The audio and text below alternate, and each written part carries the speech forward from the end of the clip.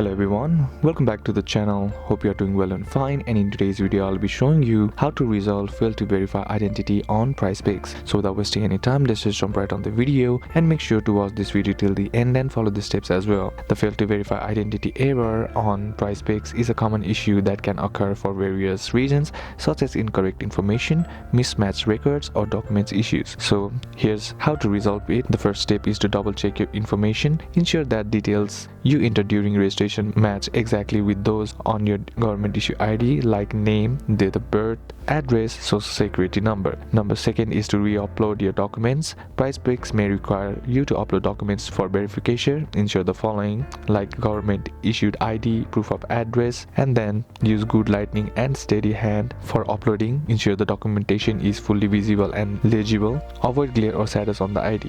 Number third is to use the correct device or browser. Verification may fail due to the device or browser issues as well. Try switching to a different browser, using a desktop instead of a mobile device, and vice versa. Clear cache and cookies as well. And you can also contact the PrizePicks support by simply heading over to your browser and then on the search bar type in PrizePicks support and then tap on the first link that is shown to you. Now once you are here, what you need to do is tap on the option that says live support, that is right here. On tapping on the live support, you will get an option that says chat now. Tap on it, and on tapping it you will be sent to the live chat with the agent of the PrizePicks.